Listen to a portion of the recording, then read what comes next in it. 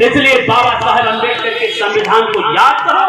सभी भाइयों बहनों से मैं कहना चाह रहा हूँ, अपने अपने बच्चों को शिक्षा दीजिए, अन्यथा आपका समाज, आपका जो जहां बड़े थे वहां नहीं बनेगा। इसलिए हमने सोचा खुद चलते पद चिन्हों पर खुद पद चिन्ह बनाते हैं। इसलिए हमने आज मुट्ठी भर अपना प्रकाश महोत्सव मना सकते हैं, अपने जन्मदिन पर दीप जला सकते हैं। तो ये 85% कहने वाले बाबा साहब के अनुयायी, ये बहुजन समाज के लोग क्या अपने महापुरुष के जन्मदिन पर दीप नहीं जला सकते हैं? क्या झंडा नहीं लगा सकते हैं? इसलिए मैंने ऐलान किया हूँ कि 14 अप्रैल 2024 को इस बार ऐतिहासिक बनाना है। और आपको बताना चाहता हूँ, 25 लाख दीप गोमती नगर लखनऊ में हम सभी समाज के लोगों से हाथ जोड़ करके निवेदन करना चाहता हूँ कि आपके गांव से अधिक से लोग पहुंचे और दीप जलाएं। अगर नहीं पहुंच पा रहे हो तो अपने जोश से जोश अवकाशी हो। मैं ये नहीं कह रहा कि अपना खेत पात बेच करके 1 रुपया 2 रुपया 50 पैसे कुछ ना हो तो अपने घर में रुई की बत्ती बना करके दे देना, जाके वहां पर जलाया जा सकता है। और वहां नहीं पहुंच पाना तो इस संत सरोवर रविदास के इस स्थान पर बाबा साहब पार्क में जरूर दीप जला देना। और मैं तो आह्वान करूंगा कि वहां पर जरूर आइए, जाके आपकी ताकत का एहसास होगा। अन्यथा जमीन बेच देंगे, चमन बेच देंगे। अगर ये बहुजन समाज के लोग न बेच जाते तो तुम्हारा आरक्षण के साथ साथ तुम्हारा संविधान भी बेच देंगे। अन्यथा आने वाली पीढ़ी, आने वाली लड़के आपको गाली देंगे, क्योंकि बाबा साहब तुम्हें आजाद कर गए और तुम गुलाम बना के जा रहे हो। दोस्तों बहुत समय मैं नहीं लूंगा क्योंकि हमारे बहुत से साथी हैं। मैं कहना चाह रहा हूँ, जो भी सज्जन इस संगठन से जुड़ना चाहते हैं, किसी का उत्पीड़न हो, किसी का कोई भी व्यक्ति हो, कृपया इस नंबर दिए गए हैं 9454325236 94 54 32 52 36 पर फोन करें। मैं आपके यहाँ लखनऊ से आने में जितना समय लगेगा, सबसे पहले उस थाना अध्यक्ष से मैं पूछूंगा कि ये बताइए कि मुकदमा क्यों नहीं लिखते। आपको बताना चाहूंगा, मेरा गांव महजूर नहीं है, एक मुरौवा खेरा गांव पड़ता है, जहां पर ब्राह्मणों ने एक दलित के घर में घुस करके मारा था। और मैं ही हूँ राजेश सिद्धार्थ।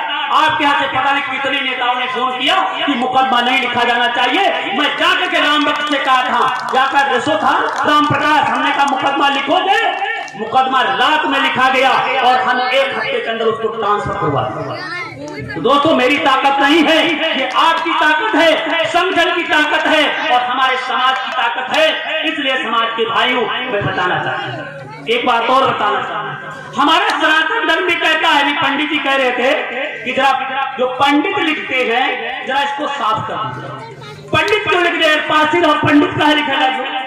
इसके पीछे आपका एक शास्त्र कहता है, बौद्ध धर्म कहता है, सनातन धर्म कहता है, अन्य शास्त्र भी कहते हैं कि जन्म से शूद्र कर्म से ब्राह्मण।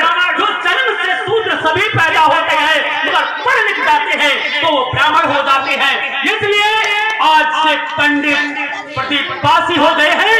मैं चमारपुर में हिंदू व्यवस्था के अनुसार पैदा हुआ था मगर पढ़ लिख करके गया हूँ, विशिष्ट बीएड कर गया हूँ, तो मुझसे कोई शास्त्रार्थ करेगा तो मैं करने तैयार हूँ। इसलिए पंडित राजेश कुमार सिद्धार्थ।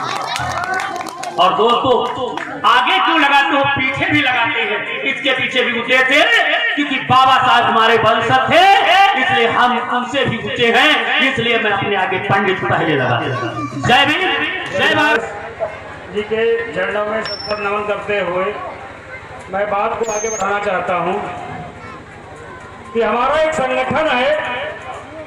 संगठन है जो लखनऊ में आज से लगभग 3 साल पहले से काम कर रहा है।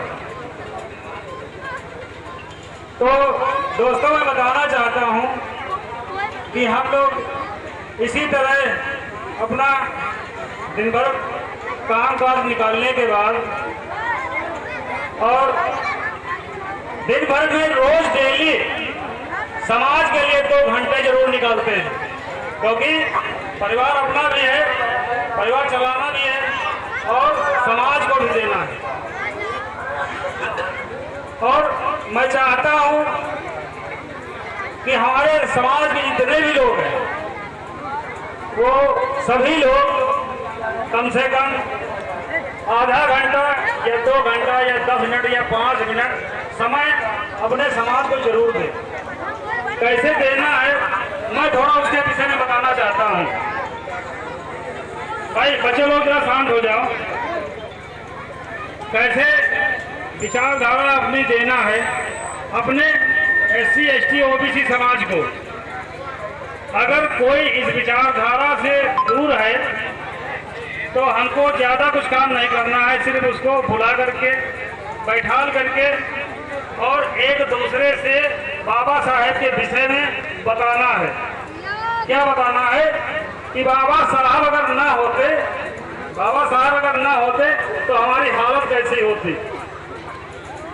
ये हमारे समाज को सोचना चाहिए। मैंने किताब में पढ़ा था कि बाबा साहेब जब काम करना शुरू करते थे तो उनका जो एक कर्मचारी था वो आता था और चाय रखकर चला जाता था वापस, और लौट के जब आता था सुबह तो देखता था कि चाय का प्याला वैसा ही रखा है। और जब वो पूछता था कि बाबा साहब आपने कुछ खाया पिया नहीं, मतलब ये था कि वो बाबा साहब ने जब घूम के देखा तो पूछने लगे कि तुम अभी गए नहीं क्या, यहीं खड़े हो। तो उसके आंखों में छल से आंसू आ गए कि बाबा साहब आप इतनी मेहनत किसके लिए कर रहे हो। तो बाबा साहब कहने लगे कि अगर आज मैं सो गया